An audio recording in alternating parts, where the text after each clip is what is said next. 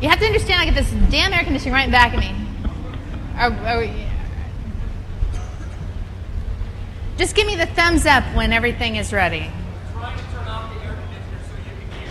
Great, thank you. And so everybody else will just melt. Sorry about that. You'll have to take off your clothes for this session. Len is with us after a trip from Russia, so he's a bit jet-lagged.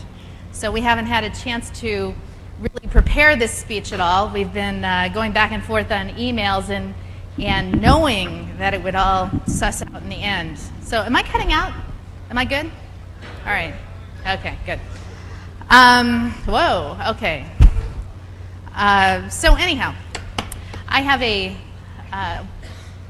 I want to thank you all for showing up to the talk. It's really important what we're going to talk about today.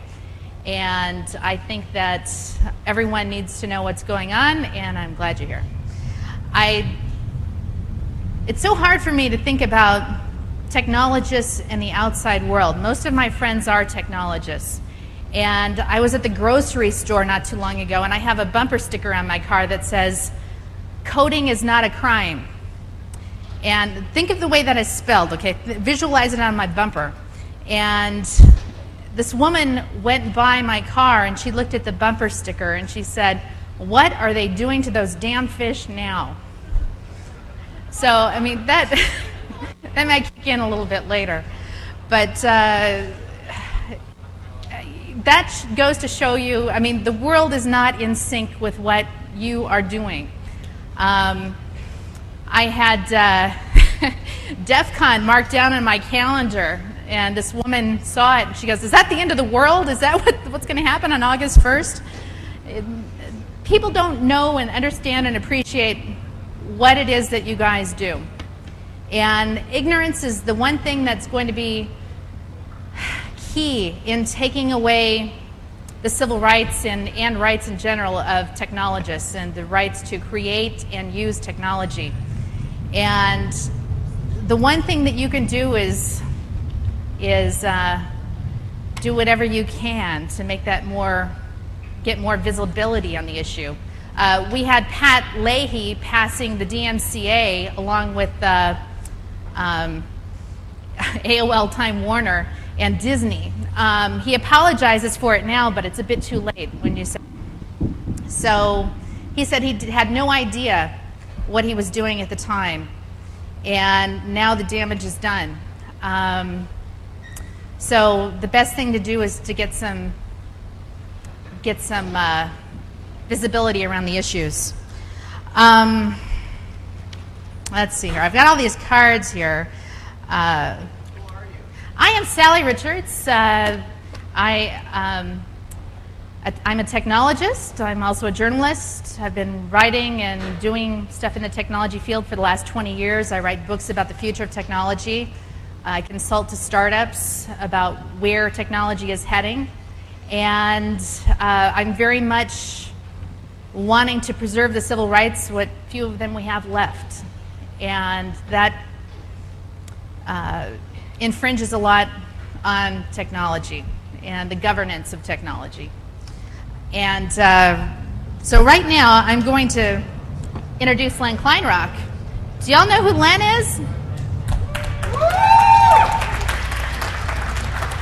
Len is the co-founder of the internet.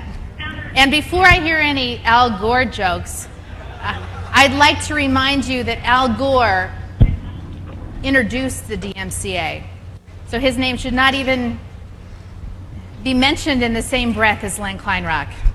Len and Larry Roberts, the other co-founder of the internet, made it possible to make something that you could hack into. So Len is going to be talking today about what his original vision of the internet was and how things have progressed and how it's failed in his original idea about the internet. So Len is one of the most brilliant people I know, and he is a great, wonderful speaker, which he will be much more elegant than I, I'm very much a non-linear thinker and speaker and things. So he's going to be a hard act to follow, but let's give it up for Len. Yeah?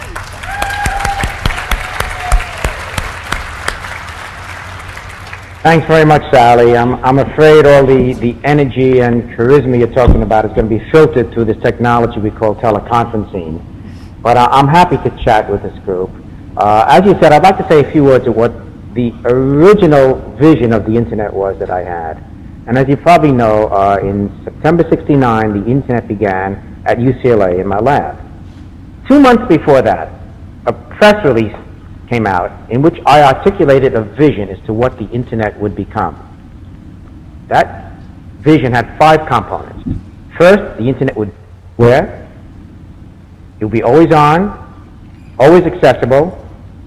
Anybody with any device could get on from any location at any time, and it would be invisible.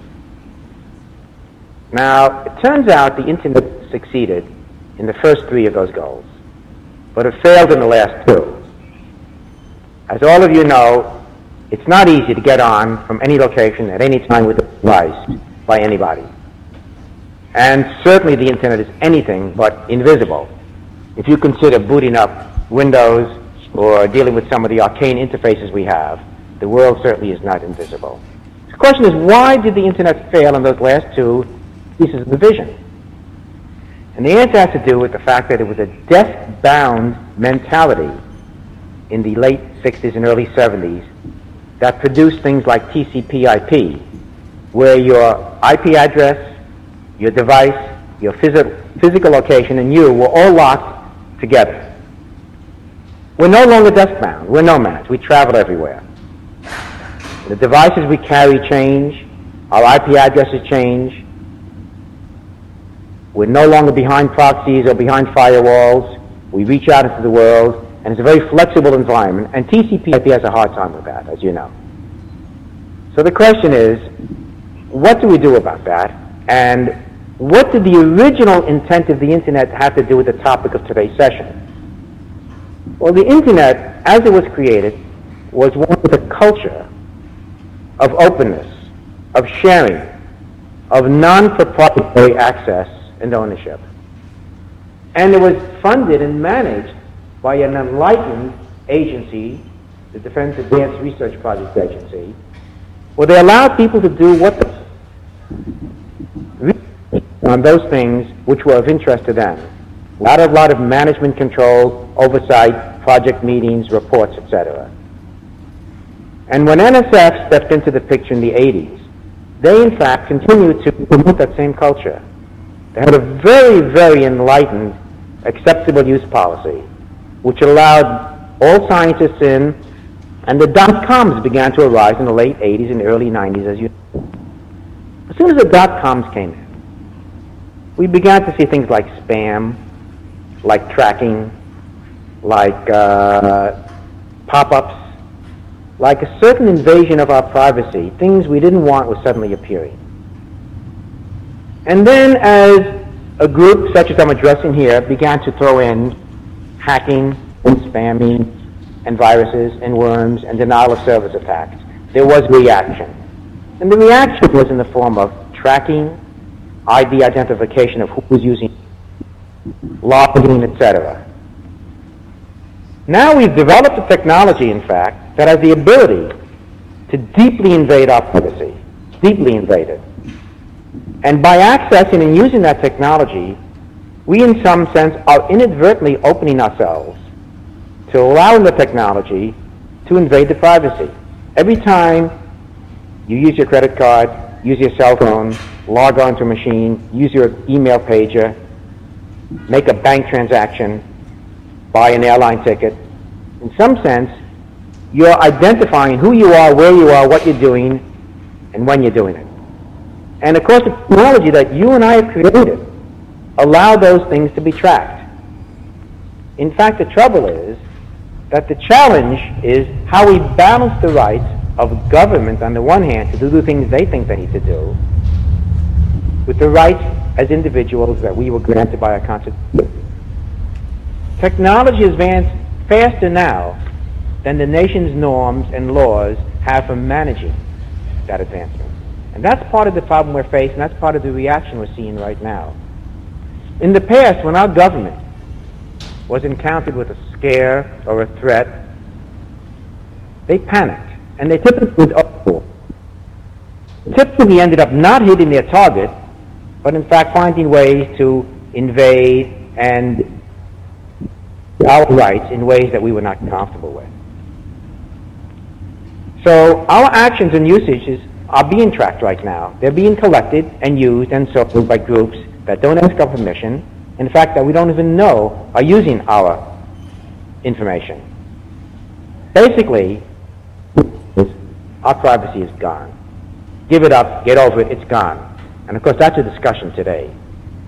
I think the only way you're going to preserve your privacy right now, and I'm saying this with tongue-in-cheek, is to strip down naked, go to the edge of the ocean, dive in, and hope there's no sonar tracking you, as there probably will be.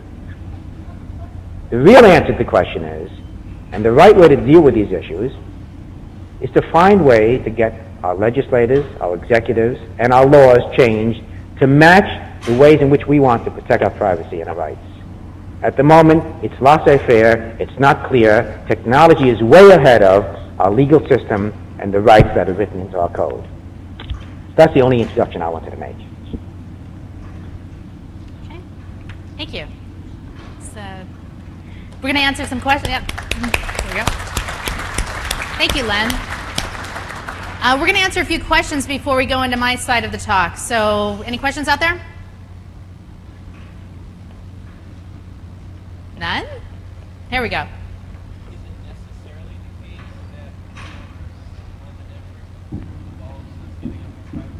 Okay, what was this? Is it necessary for us to give up our privacy to engage on online activity? Yeah? Well, the operational word there is necessary.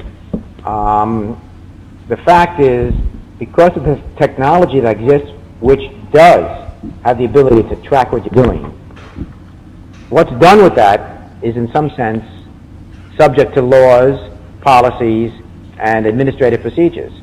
But the fact is you are giving it up once you engage in this technology. Now, is it legal? Maybe not. Is it right? Maybe not. Is it done? For sure. Okay. Originally, because it was free, and it was any place, anytime, etc., should we not have two internets, one for commerce and one for the original concept? Okay. Gentleman is wondering if we should have two internets, one for commerce and one for just general public, if that would solve some of these issues. That sounds like a bad solution to me.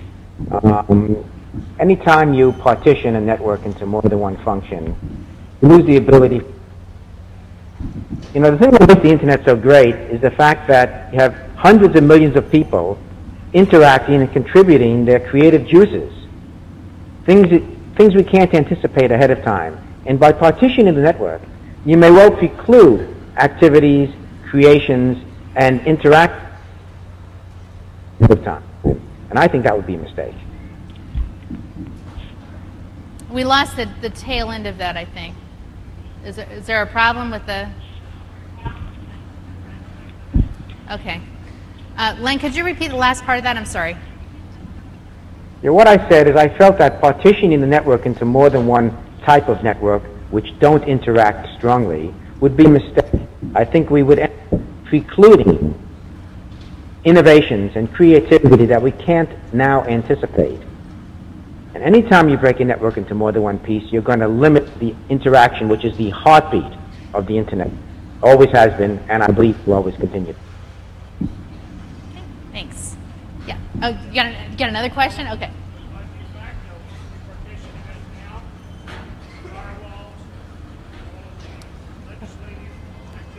Okay, so by de facto, aren't we already partitioning it currently because of all the legislation and all the firewalls and all of that? with typically in commercial organizations. If you want to install your own private wall, that's your choice. But to insist that certain activities are firewalled against activities, again, would limit the kind of interaction I think the Internet is so good at providing, and which has been provided so many benefits to us in terms of new activities, new applications, new kinds of services. Okay. Any other questions? Right here. Do you advocate legislation that would limit technology? Or are you advocating legislation that will what? Hold individuals accountable for protecting information. Did you get that? I'm not sure I understand the difference there. The kind of legislation I'm talking about is as individuals and as a population find offensive the kinds of things that is in discussion today. If we feel invaded, the right way to handle it is to change the law, is to maybe replace the particular groups represented in government, and not to violate the law, and not to find ways to get around it. Of course, you can choose to do that, and then you're asking to accept the consequences as well. Okay, thank you. Yep, back there. And is there a cordless mic that we can give people?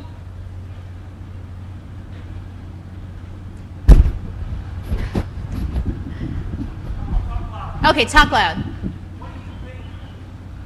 What do you think? Okay. Okay, what was that? Yeah. Okay. No. Check. What do you think the impact of the recently passed law creating the federal do not call registry is in terms of protecting consumer rights? Could that be broadened to an anti-spam, all media, not just telephone calls type of approach? Did you hear that, Lynn? I think I heard that question. Do you want to generalize the do not call laws, which operate the telephone system, to spam and other forms of internet unwanted delivery? Is that the question I hear? Yeah. Yes. Yeah. Am I That sounded like a yes. Okay, I believe that those kind of laws are just fine. I mean, if you have a way to opt out of unwanted intrusions on your privacy, there should be ways to voluntarily sign up for that and have it enforced. I believe that's exactly the right way to do it. Trouble is, I think, is the effectiveness of those laws. Right now, the do not call laws, there's too many exemptions in the telephone system. I suspect that would be true in any internet-based activity as well. But that means, that's a question of fine-tuning the law. The basic concept, I believe, is correct.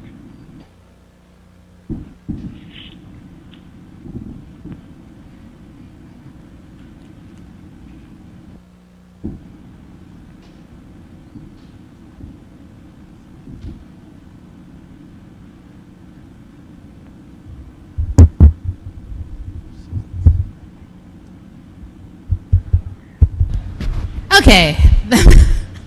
The mics, I've got my other mic back. Yeah. Come up here and, sorry about this, Len, it's a bit awkward. Sorry, everybody. I guess my question is, it seems like a general statement that we should pass laws or have legislation. Is there any particular person in the House or the Senate that's kind of behind this right now, or is there any group working on this, or how is this supposed to be deployed or implemented, or who's thought leaders on this? You get that? Yeah. I'm not familiar with who in Congress is the right person to go to at this point. I think first the expression of concern has to be made very clear and then find the particular supporting congressman or senator that will back that up. But I can't name individuals right now. Okay. Yeah. So are there any groups that you know of, Len, that are working on this stuff? That putting policies This together? stuff, you mean being concerned about privacy? Yeah. Valerie, you know them better than I do. The EFF certainly is one. Okay, yeah. Well, there's a lot of legislation currently being passed, surprisingly enough, by Democrats. Democrats aren't what they used to be. There are some organizations, on the EFF.org site. There are links out there that you can go to, and it's more fighting for what we have right now than building on what we have, because our legislation is very fuzzy right now as far as that's concerned. I advise you to start your own group. Any other questions? Yeah, go ahead. Yeah. Thanks.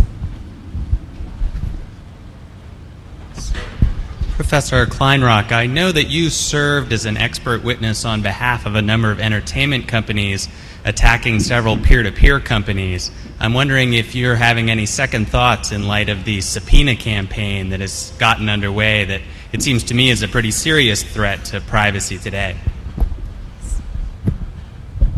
Well, my basic position is that stealing is wrong, and I feel that a lot of the exchanging of copyrighted material was not a proper action. And that's the basis on which I decided to support continuing that kind of activity. The subpoenas that are taking place right now, it seems to be a strong move.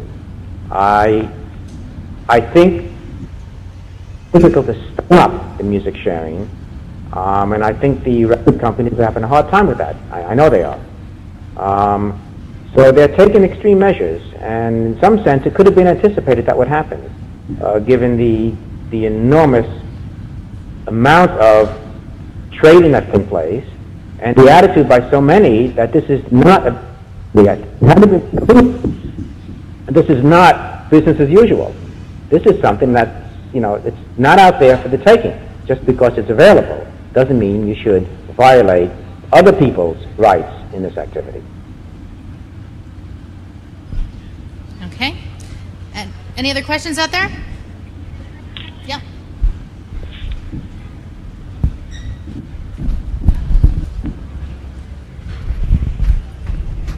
I'm curious as to your disinclination toward technological workarounds to government regulations and constraints.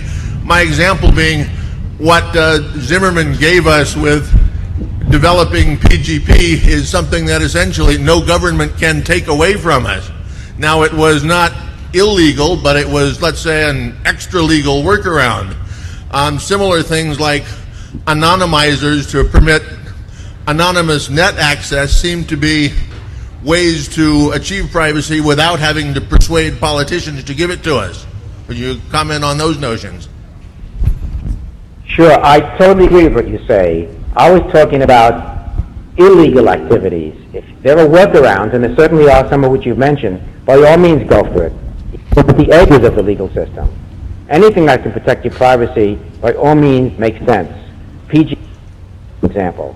And I know Phil paid a price for a period for having engaged in that activity, and yet the effect on the world has been significantly positive. Okay. Any other questions? Okay, I'm going to go into my talk now. Is Phil in the audience? Phil Zimmerman here right now? No? Okay.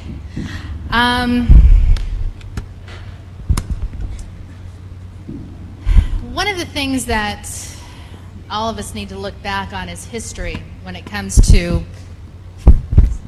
I'm going to try and pin this back on. Can you hear me? Yeah? No? Yeah? No? No? I'm getting nose back there still. Bah. Okay, how's that? Is that all right? Got it back there? All right. One of the things we tend not to look at is what occurred during World War II and the Army McCarthy hearings, all the things that went bad. Some of you may or may not have known the story about Einstein. He left Germany in 1932 with his wife, and when things started coming down, he asked his wife to look back on the train and said, "Say goodbye, you'll never see it again." What he didn't know was that he was coming to yet another oppressive government. And at that time, it was a few years later actually, 1939, when he sent President Roosevelt, a letter saying, "The Nazis are building an atomic bomb, we need to build one too, to protect ourselves from it, to be able to protect the world from Nazi Germany." Roosevelt called him a communist, and they actually would not issue him a clearance to work on the Manhattan Project because he was associated, because he knew this inside information about what the Nazis were working on, basically. It was years later when Oppenheimer would be called a communist by the McCarthy pack, and his clearance taken away. It's the father of the atomic bomb. His clearance was taken away. 25 scientists testified that he was not a threat, that in fact he actually helped end World War II, and nothing was done. He was basically a downhill slide from there. He did nothing, and he died a very bitter man. And that was in 1954 when that occurred. Einstein said something that is very relevant to this day. He said, "I have never been a communist, but if I were, I would not be ashamed of it. The current investigations are," I can't read my own writing, "an incomparably greater danger to our society than those few communists in our country ever could be." And I see what's going on currently with this stage of Ashcroft and Poindexter and all of the things they're putting in place to tap your internet lines, see what you're doing, to look at your keystrokes, they're actually putting in place a deal with the FCC so that your telecom companies have to agree to giving up the information with or without a warrant, and to be able to place these wiretaps on your lines and to be able to get the information, especially on cell phones. That's a whole new world for them that they're working with. You know, and I don't want to make light of national security. I knew Danny Lewin, I knew Danny Pearl. I don't want to see 9/11 happen again. And I think national security is very important, but what I see in place right now is not national security. It's terrorist activity from the government. I have a pin on here from John Gilmore. We were having dinner, and he gave me this pin that says, "Suspected terrorist." And I said, "Jesus, John, I already get checkered tickets every time I check into a plane." He was actually on a plane on Virgin Airlines, or Airways, whatever they're called, and he had this pin on, and he would not take it off. They asked him to take it. I guess he got on the plane first and put it on, and they asked him to take it off. They turned the plane around. They dropped him down. I mean, they landed first. And they, although, you know, don't put it beyond our government. Be pushing people out of planes. But he has been looking for a lawsuit, a very substantial lawsuit, to make some precedents. And I think this is going to be it. Our Constitution guaranteed free ingress and egress without having to give over your ID, because he's already been fighting that fight for a while. So he had to wait for the next move, and so that's going to be the next level of that whole fight. Now that program is called CAPS, CAPPS, and CAPS 2. What that does is when you get your ticket, many of the airlines are connected into a database where they're checking your credit record, where they're checking your marital status, where they're checking all of the things that could make you a terrorist, such as a bad credit rating or a divorce or the fact that you don't have children. They're refusing to give up this information to the ACLU. They have several cases already underway about how the FAA is making a mess of things. They're not saying what kind of things they're actually doing with this information. They could be giving this information to other agencies. They could be doing anything. And right now they've actually redlined some people. You have a green, yellow, red report card that is tied into your airline ticket. And people have been redlined because they're activists. And so those cases are currently being looked at. And you don't have any way to fight that because they don't have to say what's wrong with you to be on the red list either. So there are a few people out there who cannot get on a plane. And I'm going to go back even further now for our history lesson here. To the 1800s, where Leland Stanford got in with 3 other entrepreneurs, and they borrowed money from investors, they borrowed money from the government loans, and they built the Continental Railroad.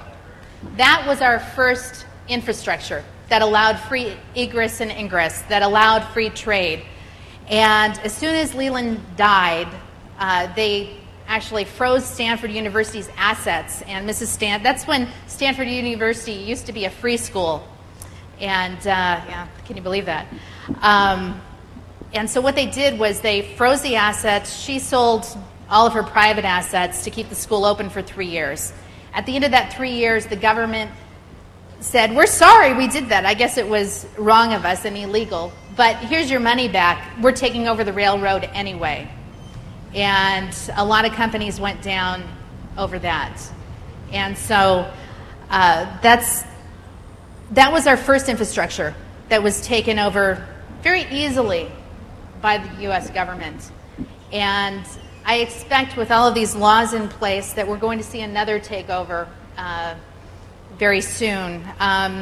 There are good laws, that keep spammers away, and I mean they're not in place yet. There could be some good laws, good legislation, but along with this good legislation is the RIAA going ahead and putting legislation like the DMCA in place, where it's not worth a damn, and it's also putting people like Dmitry Skylorov in prison. And so I was put in the middle of that when he was arrested, and learned that his wife was called at 3 a.m. Russia time, and the feds actually said to her, "We have your husband. You better tell us everything we want to know about your husband, and we have him in jail." And what is that? What the hell is that? Our government is completely out of control at this time as far as being able to just legislate whatever they want. It's time of war. And, I don't want to have to tell my 14-year-old niece when she's in college and learning about the civil rights that she has lost, why I was not fighting for them, why her fellow students may have to die in the streets to get them back. And people aren't aware of what's going on right now, and it's up to you. You guys have a lot of power out there, and the next line of products, I feel, is keeping the everyday Jane and Joe's privacy safe from the government, from everyone, from commercial entities who are buying it from the government, from everyone. So people will be willing to pay for privacy in the not-so-distant future. And I believe that is where the next line of technology is going, especially when you have nanotechnology coming into place. Jesus. When I go over to NASA and Lawrence Livermore and see what they've got cooking, it won't be long before we have the little nanobot mosquitoes. I actually saw this thing, and it's amazing. It's a little tiny camera on it, so it can actually go flying into your boardroom or hotel room or bedroom and whatever, see whatever.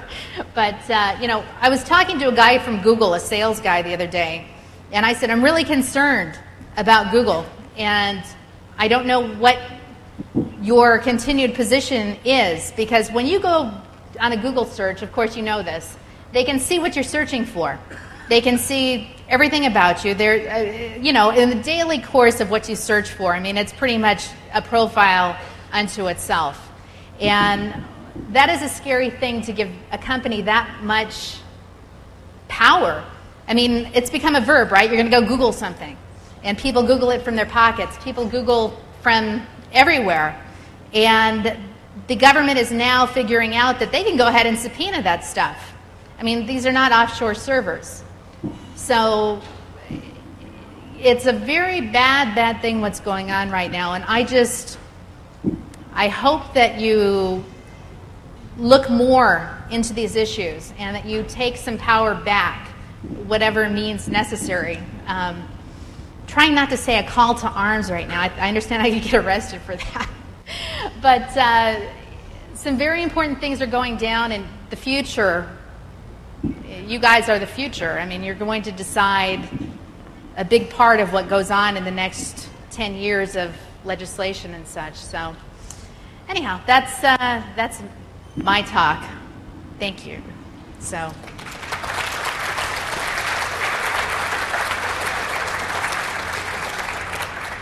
Any questions? Hey, I'm going to get away with no questions? Okay. Any more questions? Oh, we got one. I'm sorry, what is the best way to evangelize your ideas? Well, you guys have the power to write anything you want and any website you'd like. I'm not advocating hacking. I'm just saying that you could be creative in this way. You can get your blog up and running. You can tell people. You can actually form groups and start something. If anybody wants to work with me on this project, I'm very open. I've got some little plans in place that you could be very helpful on. So, any other questions? No? All right. Well. So last year, actually just about a year ago, some researchers at MIT figured out a way to use caps against itself, figured out how a terrorist cell could use caps to actually get a member of their on-front plane. What do you think about using these laws and these new procedures against themselves? Yeah, the question is, MIT, a group at MIT figured out how to use caps against itself.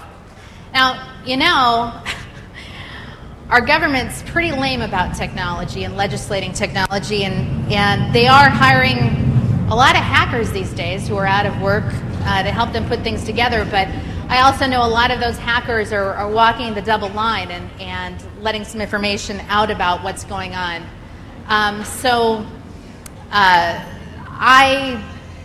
I do believe there's 50,000 different ways to turn that stuff around and use it against itself.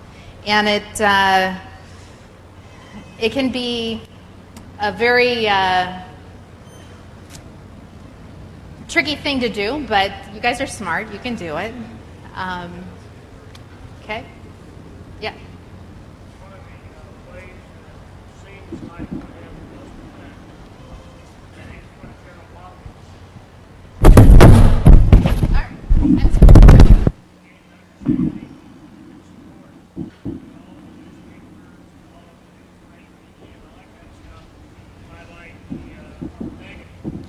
Yeah, how to highlight the negative in the media.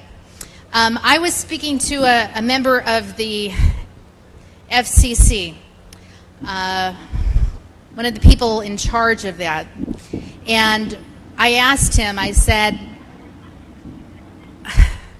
why isn't the general public aware of what's going on with the new FCC laws?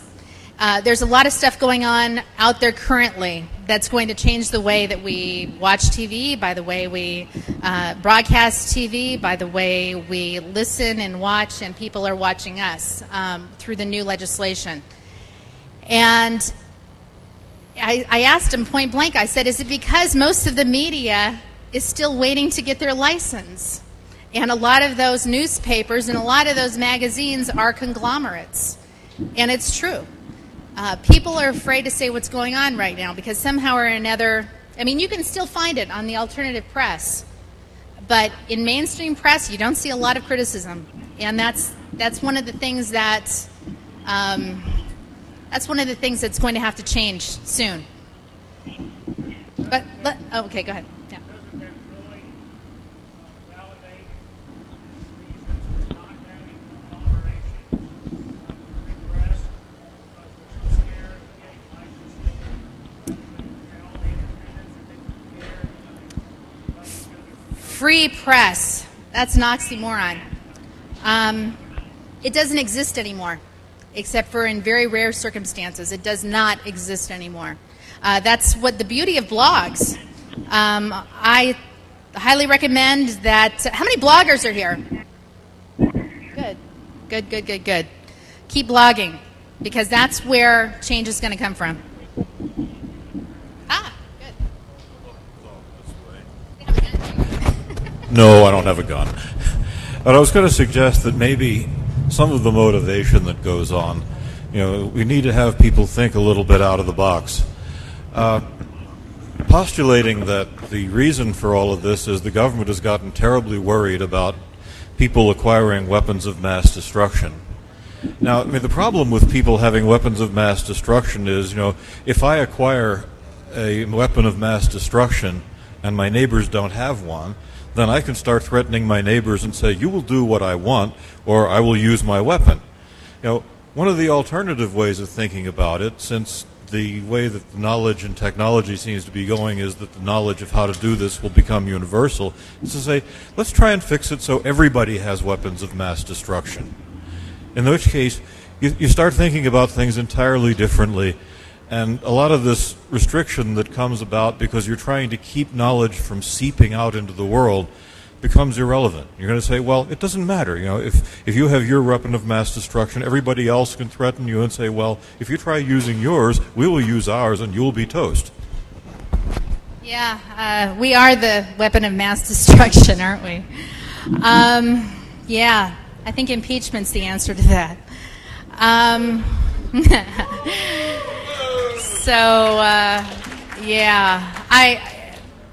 Len set the world free with the internet, Len and Larry. We had a lot of barriers up with communicating with the rest of the world, and the rest of the world communicating with us. So, I don't know, there's no answer to this. And my time is over. So I just want to thank Len for joining us today. Thank you very much, Len. Pleasure. And thank all of you for coming and sitting in this heat. Sorry about the air conditioning being off. Thank you.